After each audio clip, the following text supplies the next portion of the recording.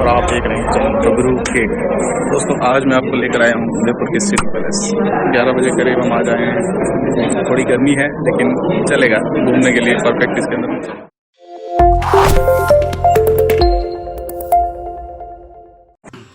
ये है दोस्तों इसका टिकट विंडो। ये 300 रुपये की टिकट है दोस्तों, जिसमें कैमरा इंक्लूडेड है और यहाँ से आप टिकट ले सकते हैं। ये मेन गेट है दोस्तों, यहाँ से एंट्री होती है पूरे रैंप से। ये बीच वाले जो 2 पोर्शन है ये गाड़ियों के लिए और ये साइड वाला पोर्शन पैदल यात्रियों के लिए बनाया गया है।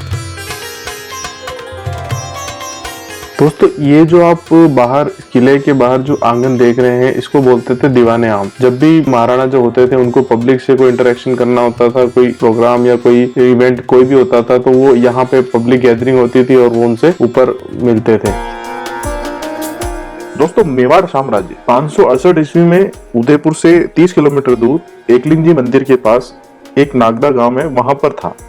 तो पहले मेवाड़ के जो महाराणा थे, गुहिल वंश के, जो वो वहां रहते थे और वहां से शासन चलाया करते थे। फिर उसके बाद 8वीं शताब्दी हुई, फिर उसको अपनी जो मेवाड़ की राजधानी उसको चित्तौड़ शिफ्ट कर दिया। चित्तौड़ का किला आप सभी जानते हैं, जो पहाड़ी की चोटियों पे बना हुआ है। वहां पे जितने भी सिसोदिया वंश के थे उन्होंने 800 वर्षों तक वहां पे शासन किया। फिर महाराणा उदय सिंह जी द्वितीय हुए, वो 1537 ईस्वी में उन्हें मेवाड़ राज्य विरासत में मिला था। लेकिन उस समय तक मुगलों के साथ युद्धों में किले का नियंत्रण खोने के संकेत काफी थे, इसलिए उदय सिंह जी द्वितीय ने अपने नए राज्य के लिए पिछोला झील के पास स्थान को चुना। जो अभी आप सिटी पैलेस देख रहे हैं इसको चुना, क्योंकि ये स्थान के आसपास जितने भी थे जंगल, झील वगैरह, पहाड़ी वगैरह, ये हर तरह से एकदम सुरक्षित उनको लगा। तो सबसे पहले यहाँ पर मैं अपना टिकट चेक कराने के बाद अंदर जाता हूँ। ये जो सामने गणेश जी भगवान की आप मूर्ति देख रही हैं दोस्तों, 400 से 500 साल पुरानी मूर्ति है यहाँ पे। गणेश जी के अलावा मुख्य द्वार पर विष्णु भगवान, श्रीनाथ जी और एकलिंग जी की पेंटिंग्स भी लगी हुई है दोस्तों। ये पूरा जो आप देख रहे हैं दृश्य, ये सारा उन पेंटिंग से भरा हुआ है। फिर हम थोड़ा सा ऊपर चलेंगे, यहाँ पे हमें महाराणा प्रताप जी का कक्ष मिलेगा, जहाँ पे उनका भाला और जीरा बख्तर मौजूद है। दोस्तों जब 1971 में संवैधानिक संशोधन चल रहा था, तब तत्कालीन महाराणा जो थे उस समय के महाराणा भगवत सिंह जी, उन्होंने अपनी दूरदर्शिता और योग्यता के कारण इस पैलेस को संग्रहालय में परिवर्तित कर दिया और आम जनता के लिए खोल दिया।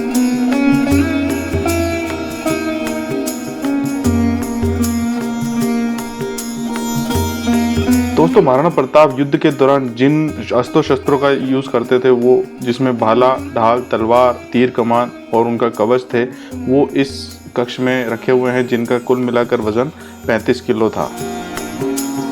सिटी पैलेस के बारे में दिलचस्प बात यह है दोस्तों कि इसको एक राजा ने नहीं बनवाया।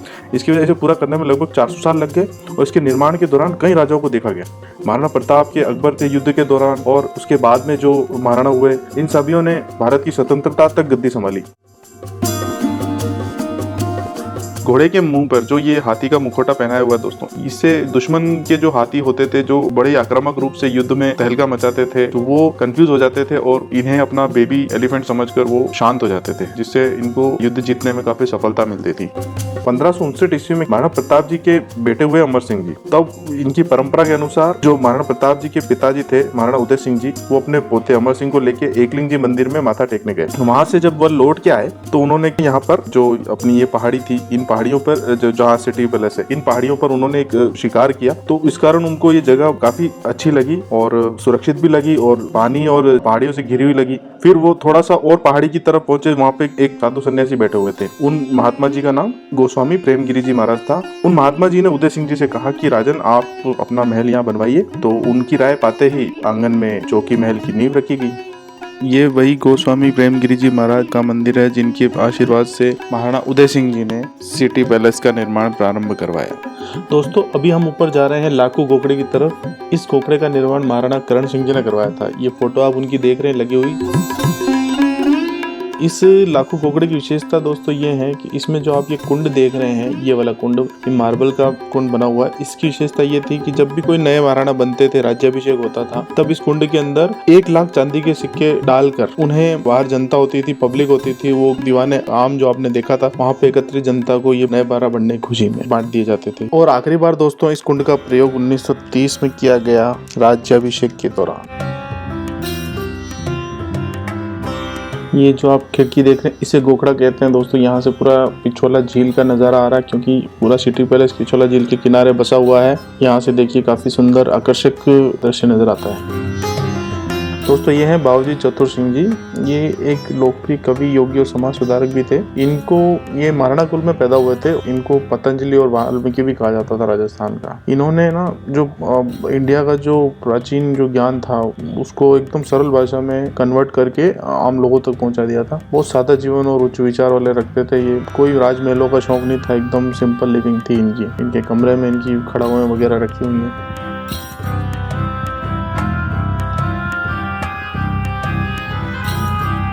जैसा कि महल की संरचना और दीवारों से देखा जा सकता है, इसे संगमरमर और ग्रेनाइट का उपयोग करके बनाया गया है। यह राजपूत, यूरोपीय और मध्यकालीन वास्तुकला की सुंदरता को एक साथ प्रस्तुत करता है दोस्तों।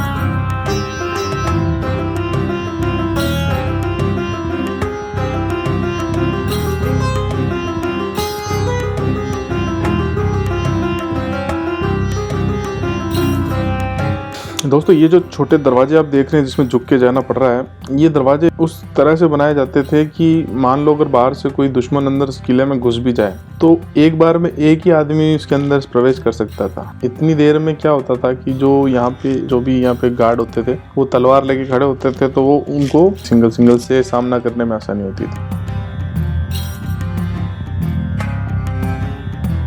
और ये आप अभी जो आगे देख रहे हैं ये एक बालकनी बनी हुई है, जो अभी वैसे आम लोगों के लिए बंद की हुई है। यहाँ अंदर प्रवेश करना मना है, बाकी यहाँ से भी पूरा नज़ारा नज़र आता है।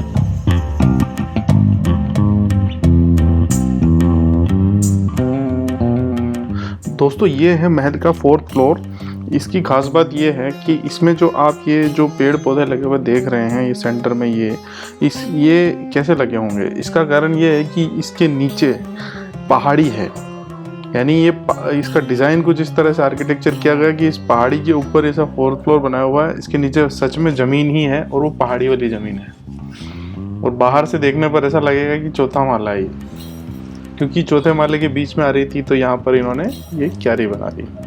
अब हम यहाँ जा रहे हैं। ये जो आप कमरा देख रहे हैं इसके अंदर है डाक कबूतरों का पिंजरा। ये डाक कबूतर अक्सर पहले के ज़माने में संदेश वाहक हुआ करते थे, जो राजा महाराजाओं के संदेश को एक जगह से दूसरी जगह भेजा करते थे।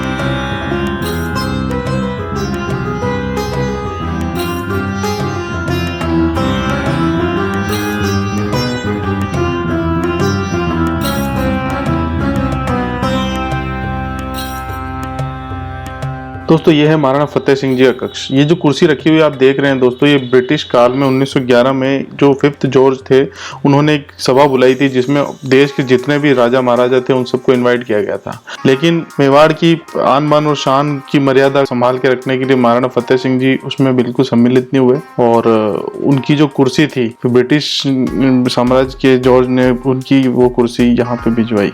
और ये जो कक्ष हुआ करते थे, ये फाउंटेन वगैरह, यहाँ पे राजा महाराजा होली खेला करते थे अपनी रानियों के साथ। और अभी हम जहाँ खड़े हैं दोस्तों, ये जगह धरातल से तकरीबन 115 से 20 फुट की ऊंचाई पर हम अभी हैं।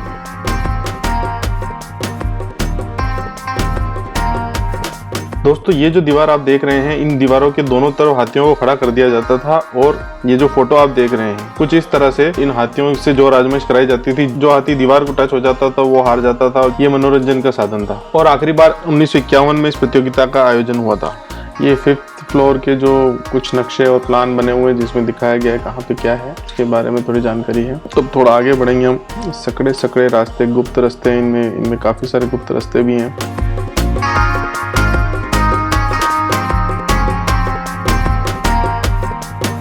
दोस्तों इस पेंटिंग के अंदर महाराणा संग्राम सिंह जी द्वितीय जो थे वो नवरात्रि पर बसंत ऋतु में बलि देने का एक रिचुअल्स थी इनकी, तो उसको निभाते हुए उसकी पेंटिंग है। ये पूरे प्रांगण में इस तरह से इकट्ठे हो जाते थे और इस तरह से ये मनाया जाता था बड़े हर्षोल्लास के साथ।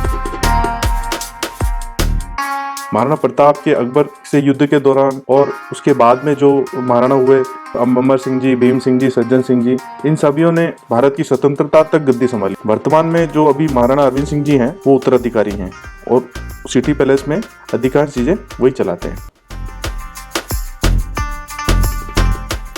दोस्तों उदयपुर से 20-25 किलोमीटर तो नाहर मंगरा एक जगह है, वहाँ पर शिकार खेलने जाया करते थे महाराणा स्वरूप सिंह जी। उस समय वहाँ पर जो ऐसी ओबियाँ बनी हुई थी, जैसी ओबियाँ मतलब मैंने करणी माता वाली जो वीडियो मेरी उसमें भी मैंने बताई थी, उसमें डिटेल में बताई थी अंदर जाके, वैसी ओबियाँ बनाई हुई है। वहाँ जाके ये शिकार किया करते थे। कुछ इस तरह से शिकार को करने कला को पेंटिंग में दर्शाया गया है।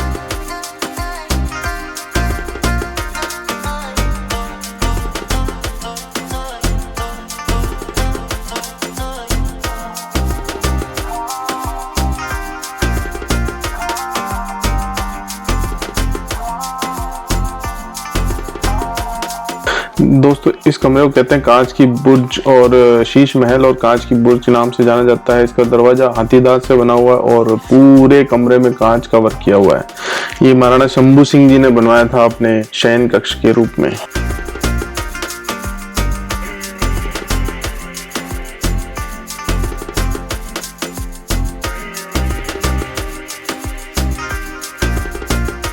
ये जो कक्ष देख रहे हैं दोस्तों, ये महाराणा भीम सिंह जी के शासनकाल का है। उन्होंने एक कक्ष में जितनी भी आप पेंटिंगें देख रहे हैं पूरे नेचुरल कलर से बनी हुई हैं, और दरबार में महल में जो भी एक्टिविटीज होती थी उन सबको पेंटिंग के रूप में यहाँ प्रदर्शित किया गया है। लगभग 250 साल पुरानी पेंटिंग्स हैं दोस्तों ये सब।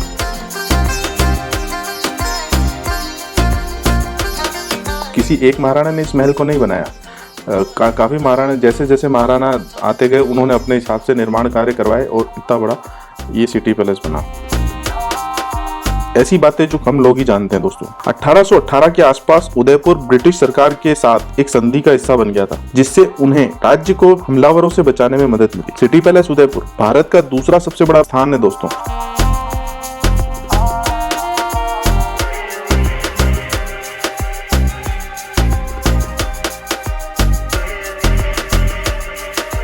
मैसूर पैलेस के बाद और राजस्थान और पूरे उत्तर भारत में सबसे बड़ा महल है। यह महल वास्तव में लगभग 600 मीटर ऊंची पहाड़ी पर बनाया गया है। दीपिका पादुकोण, रणवीर सिंह जैसे सुपरस्टार की फिल्म गोलियों की रासलीला, रामलीला के साथ साथ जेम्स बॉन्ड, ऑक्टोपसी, कई सारी मूवीज की शूटिंग यहाँ पे हुई है।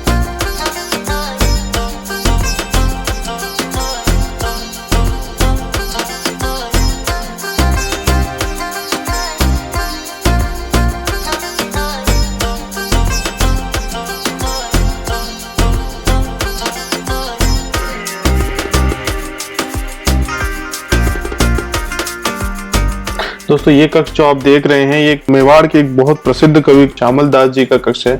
यहाँ पर बैठकर उन्होंने मेवाड़ का पूरा इतिहास लिखा था। इनकी एक प्रचलित किताब है वीर विनोद, जिसका मूल्य आज 4000 रुपए है। वो मिलती है बुक स्टोर पर, और किताब को लिखने का श्रेय पूरा उन्हीं को जाता है। यहीं बैठकर वो उस किताब को लिखा करते थे और काफी सारी रचनाएं उन्होंने की हैं।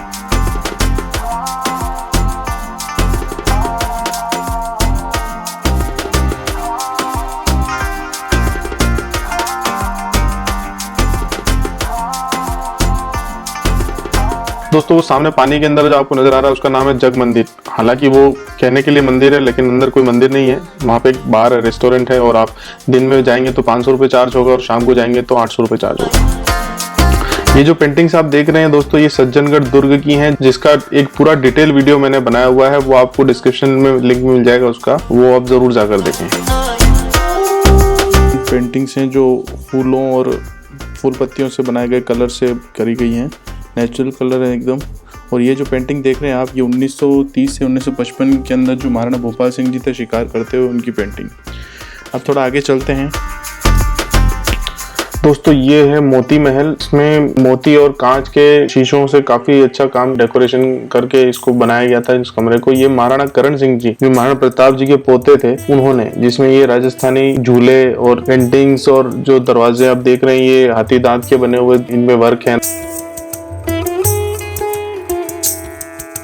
देखो ये पूरा हाथी दांत का बना हुआ है। इस तरह से इन्होंने काफी और पेंटिंग से पूरा इन्होंने कमरों को सजवाया।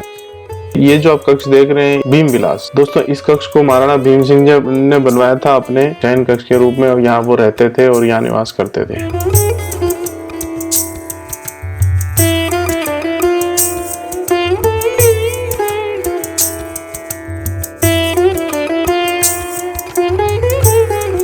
महाराणा जी अपनी रानियों के साथ यहाँ पर चौपड़ खेला करते थे।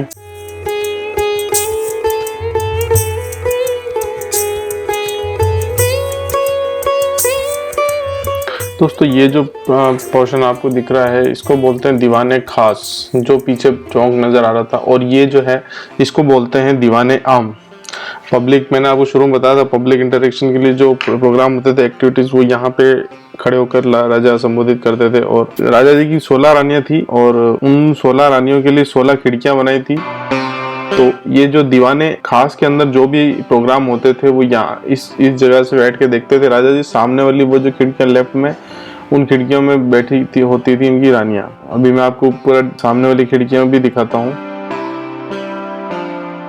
ये पहले देख लीजिए दीवाने आम, पूरा ये पूरा जो दिख रहा है आपको दीवाने आम होता था पब्लिक गैदरिंग के लिए। ये सामने हमारा सुंदर सा उदयपुर शहर, ये पूरा होता था। सामने की जो खिड़कियां देख रहे हो वहां पे रानियां होती थी। बीच में जो राइट साइड में आप ये देख रहे हैं खिड़की सी, यहाँ पे राजा जी बैठते थे। और जहां मैं खड़ा हूँ इस तरफ, और यहाँ से लगा कि इस तरफ, यहाँ पे भी रानियां बैठती थी। और नीचे चौक में जो भी प्रोग्राम होते थे वो देखते थे।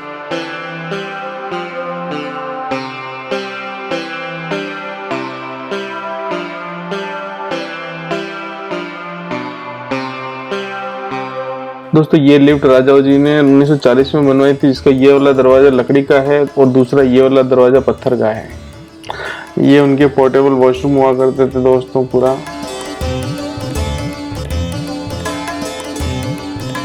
दोस्तों भारत के एकीकरण के समय मेवाड़ को भारत में मिलाने के लिए सबसे पहले हस्ताक्षर करने वाले ये शासक यही थे, महाराणा भोपाल सिंह जी। ये उनका कक्ष है और ये उनके सोफे जहाँ पे वो रहते थे। दोस्तों ये है महाराणा जगत सिंह जी, ये उनका कक्ष है जिन्होंने प्रीतम निवास, जग निवास पैलेस, होटल लेक पैलेस 1700 ईस्वी में बनवाया था।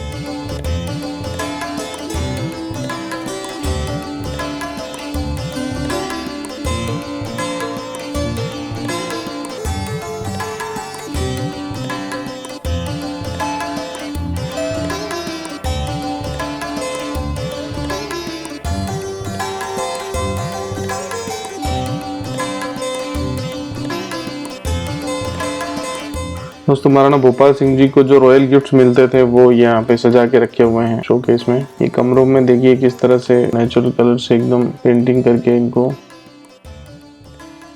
दोस्तों मेवाड़ के महाराणा सारे सूर्यवंशी कहलाते थे। तो वो जब भी उठते थे सवेरे सूर्य को नमस्कार या प्रणाम जरूर करते थे। तो वो जब भी उठते थे सुबह सूर्य नमस्कार जरूर करते थे। लेकिन कई बार बारिशों के कारण, बादलों के कारण सूर्य के दर्शन नहीं हो पाते थे। तो उसके लिए उन्होंने सूर्य की प्रतिमा यहाँ बनवा दी। और सवेरे ऐसी स्थिति में जब सूर्य के दर्शन नहीं होते थे तब यहाँ आकर दर्शन कर लेते थे और अपने दिन की शुरुआत करते थे।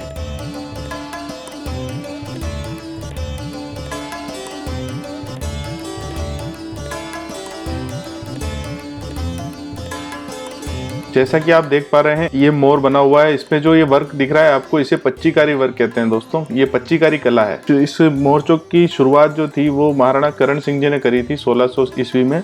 लेकिन जो कंप्लीट पच्चीकारी वर्क था वो महाराणा सज्जन सिंह जी ने करवाया था। ये पहले इस तरह से दिखता था और अभी देखो ये इस तरह से दिखता है। ये दोस्तों पूरा मोर चौक है। ये सामने जो आप देख रहे हैं ये सारा जो कलाकृतियां देख रहे हैं जो महीन, वो पच्चीकारी कला कहलाती है।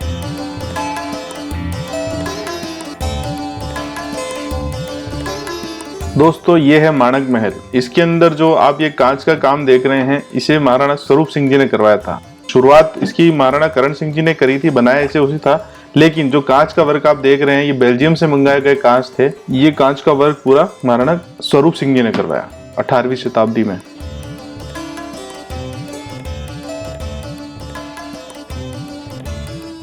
ये गेट पूरा हाथी दांत का बना हुआ है। अब थोड़ा आगे बढ़ते हैं दोस्तों। ये जो आप सकड़े रास्ते देख रहे हैं दोस्तों, इस महल की खास बात ये वेंटिलेशन इतना अच्छा है इसका। यहाँ पे किसी भी रास्ते पे आपका दम नहीं घुटेगा। जिस तरह से देख रहे हैं आप ये सुराख जो करे हुए हैं दीवारों में, मोटी मोटी दीवारों में, इसके कारण पूरा महल हवादार है। वेंटिलेशन का पूरा ध्यान रखा गया है इसकी बनावट में। अब हम आगे जा रहे हैं दोस्तों अमर महल की ओर। यहाँ पे आपको ये पुराने जमाने के जो इनके बर्तन होते थे, जो ये प्रयोग में लेते थे, कुकिंग के लिए जो प्रयोग में लिए जाते थे, वो बर्तनों को यहाँ पे देखेंगे आप। थोड़ा और ऊपर जाने के बाद में एक और कमरा आता है, ये पूरा अमर महल कहलाता है दोस्तों। देखिए ये यहाँ पर इनके बने हुए चूल्हे, इस प्रकार से तवे, और ये जो आप देख रहे हैं चम्मच, तांबे के, पीतल के चम्मच और तांबे के चम्मच जो आप देख रहे हैं, ये गेहूँ पीसने के लिए गट्टी, मटकियाँ, ये मक्खन वगैरह भिगोने के लिए होता था, ये तौलने के लिए इनके वज़न होते थे, ये सिलबट्टे, और ये इस प्रकार के जो आप बर्तन देख रहे हैं, ये सब उनके काल में उपयोग में लिए जाते थे।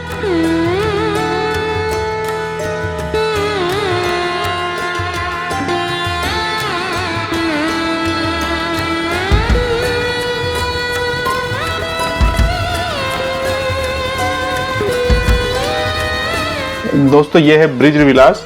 यहाँ पर जो महाराणा जो भीम सिंह जी थे, उनकी जो विधवा थी, जो महारानी विधवा जो विधवा हो गई थी, वो यहाँ रहा करती थी और श्री कृष्ण जी की पूजा करती थी और उन्हीं की पूजा में लीन रहती थी। यहाँ सजावट नहीं होती थी, ना कोई ऐसा आलीशान, एकदम सिंपल लिविंग रहती थी उनकी।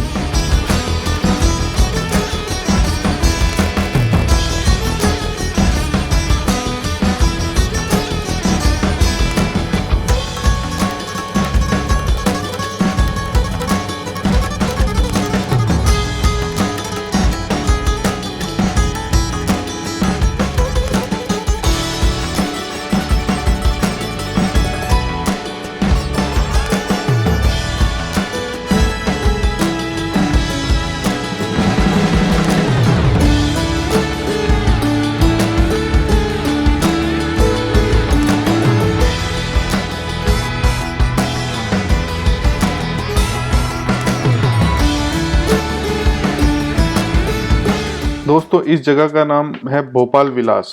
महाराणा भोपाल सिंह जी यहाँ रहा करते थे, ये उनकी बनाई हुई दरबार था या उनका दरबार लगता था।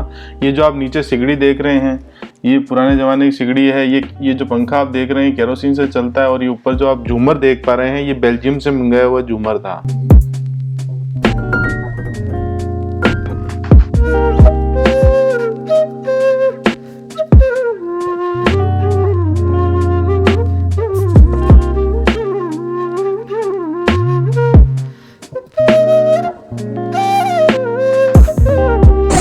अभी हम यहाँ पे सिटी पैलेस में खाना खाने हैं। सिटी में खाने का काम स्टार्ट हो गया। 150 रुपये की थाली है दाल बाटी की, आप आके ले सकते हैं यहाँ पे। इस तरह से ये है, ये बना हुआ है। अभी मैं आपको खा के बताऊँगा बाटी कैसी बनी। ये आइटम मिलेंगे दाल बाटी के अंदर, 2 दाल बाटी, दाल, थोड़ा सा चूरमा, लस्सी, चम्मच। कैसा लग रहा है टेस्ट दाल बाटी का? मैम आपको पूछ रहा हूँ, आपको कैसा लगा? गुड़िया लस्सी कैसी है? आपको कैसा लगा टेस्ट? बहुत बढ़िया टेस्ट है और मुझे बहुत मज़ा आया। तीखा स्वाद वगैरह कैसा है इसमें? मीडियम है। मीडियम है ना जी।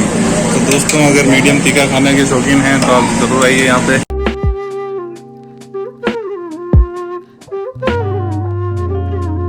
दोस्तों हिंदू जीवन दर्शन में विवाह संस्कार एक महत्वपूर्ण विधान है।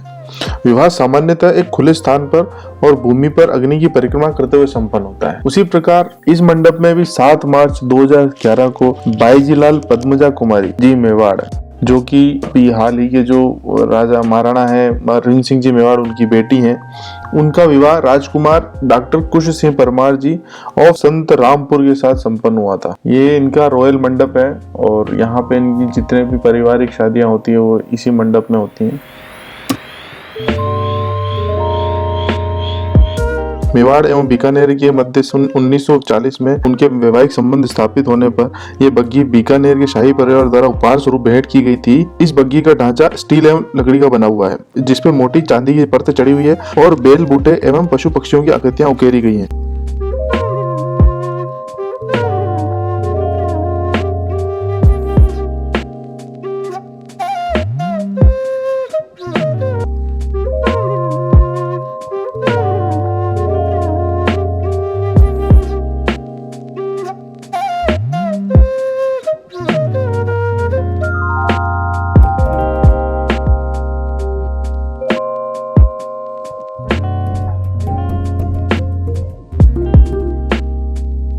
राजपूत योद्धाओं के जीवन में ना घोड़ों का महत्वपूर्ण स्थान रहा है। राजपूताना में ना जो मारवाड़ी और मालानी मूल के घोड़े प्रमुख तौर से प्रयोग में लिए जाते थे।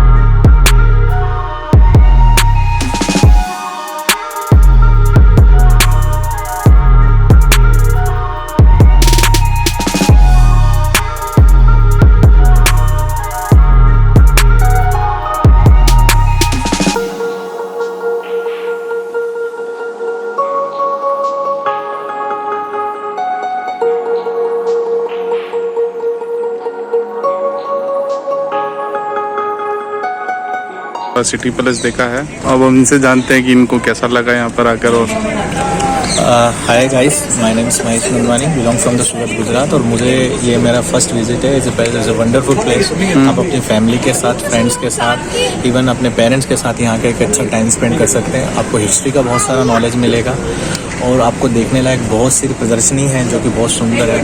Food was also an awesome. यहाँ पे राजस्थानी टेस्ट का फूड है और आप अपने फैमिली और फ्रेंड्स के साथ यहाँ जरूर आइए। Thank you.